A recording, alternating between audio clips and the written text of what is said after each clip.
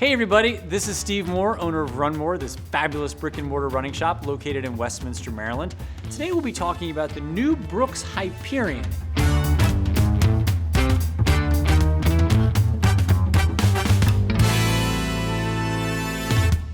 Stay tuned a little bit later, we're going to be talking about how the Brooks Hyperion compares to the Brooks Hyperion Max. But brand new to the scene in July of 2023 is the new Brooks Hyperion. This is a snappy shoe. This shoe weighs in on the men's side just 7.6 ounces. It has a pretty low stack height of just 24 millimeters, and it has an 8 millimeter drop. So this is a lightweight shoe. This is meant to be like an everyday trainer, but with a fancier midsole. So I actually, full disclosure, I just recorded another video for another brand on a shoe that had a lot of the same sort of vibes of this. It had a performance-y feel in an everyday trainer. So this shoe features a DNA flash midsole. This shoe is very different from like the same price point of like a Brooks Ghost, which is just a DNA Loft 2 midsole. So sort of same price points, some of the same audience, but two very different midsoles and two sort of different categories of shoes. I look at a shoe like the Brooks Ghost, which is like an everyday trainer, and then look at a shoe like the Hyperion and the Hyperion Max as like a performance trainer. So you might not necessarily be the same person if you're looking for like an everyday person like a Ghost, for somebody who's looking for something like a Hyperion Max. This shoe is meant to be a little bit snappier. We were really excited for this shoe, especially this time of year, it being July. We're getting a lot of those like younger high school kids that are coming in, getting ready for cross country, looking for a training shoe. We're getting people that are like dipping their toe into maybe this fall I'll do a half marathon or maybe a marathon, and I'm just kind of getting myself going now and getting a little base going. So somebody who wants just like a little lighter, faster shoe has found the Hyperion as a great option. It's fun, you put it on, and it being so light at under 8 ounces, like it has that get up and go to it. This being more of a performance midsole, it has more snap on to it. And you know, when you're putting this shoe on compared to that, again, I'm using the Brooks Ghost because that's a good shoe in the same price point, same idea as this shoe, they feel so different. I mean, that DNA Loft midsole versus the DNA Flash, you can really feel how this shoe wants to get going. And the lightness to it really makes that difference. And so if I'm pulling for a high school kid a Ghost and I'm pulling a Hyperion, like it's hard for them not to go, well, yeah, I want this shoe because I feel so fast in it.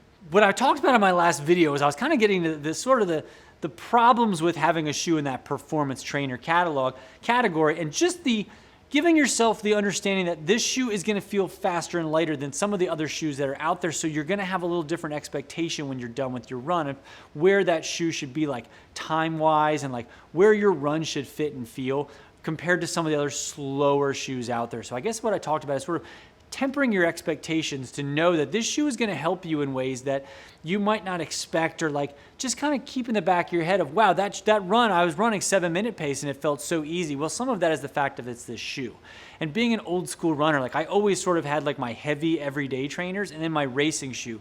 We've sort of blurred those lines by having shoes like a Hyperion where you can use this shoe as your everyday trainer. You can use it on your speed work day. And if you're somebody who's like, I just don't want to invest a lot of money in shoes, this can be your racing shoe because it's lighter than a lot of shoes that are out there in that racing category. So this could be your true hybrid, all-encompassing shoe where you can do some everything into it. So if you are somebody on that like budget or price point shoe at $140, you can do a lot of fun stuff in this Hyperion shoe. And even honestly, this shoe is fine for doing some side-to-side, some gym stuff. If you're looking for like a nice light shoe to do some cardio work, do some kickboxing classes, do a little bit of everything, this is going to be a great shoe for it. And not only in the Hyperion and the Hyperion Max, they both offer a GTS version of it, which is that go-to support, the Brooks' stability version of these shoes. There is a counter of this, so if you're somebody who wants that same idea but needs that pronation support, you can find the best of both worlds by finding a Hyperion GTS, a Hyperion Max GTS. But as far as just your regular Hyperion, this shoe has a lot of different applications it can be used for.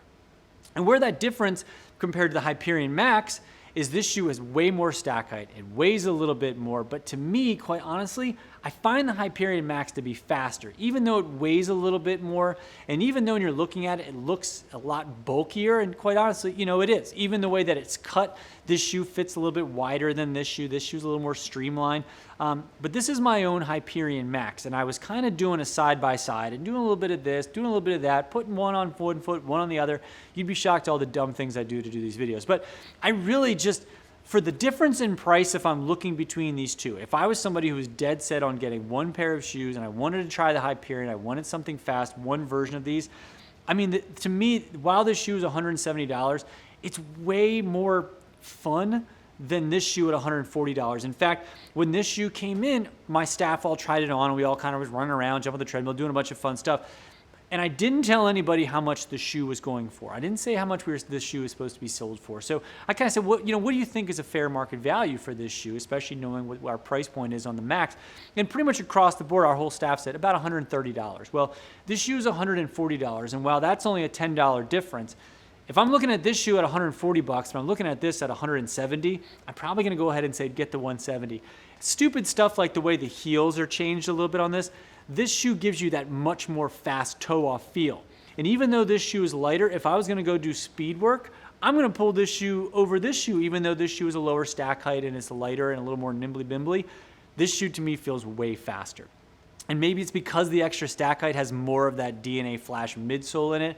Maybe the way that this shoe is designed to have a little more toe-off speed to it, I just feel way faster in this shoe than I do in the Hyperion. So if you were sort of trying to decide between the two and the price necessarily wasn't a deterrent, that $30, I would kind of lean you towards the Hyperion Max more so the Hyperion.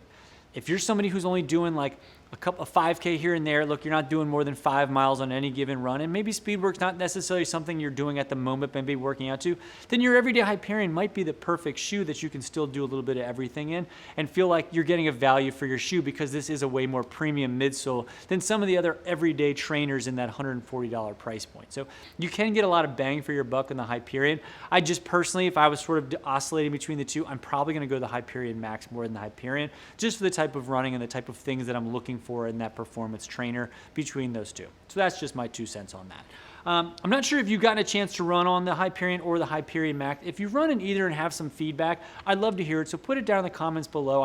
I'm curious to see what people think, especially if you've gotten a chance to run in both. I'd love to know if you're kind of with me that between the two, you might as well just go with the Max, but maybe I have a different opinion than everybody else. It happens a lot. Feel free to leave it down below. I'd love to kind of get people's feedback on it. If you have any questions on the Hyperion or the Hyperion Max, leave it down below and we'll try to get back to you as soon as we can. And if you are interested in purchasing this fine shoe or this fine shoe, feel free to check out the link down below. Enter promo code RUNMORE. You'll save 10% on your shoes. You'll get free shipping. We'll get out the door nice and fast for you. So all of a sudden, this $140 trainer is $126, and that's really a great value for what this shoe can be. If you found this video helpful and resourceful, we appreciate it. Give us a like and subscribe. It certainly helps us find new people out there in the interwebs. And if you're out there going for a run and you're in the greater Westminster, Maryland area, stop by, say hello, come join us for a group run. Be safe out there wherever you are. Happy running, and hopefully we'll see you around town.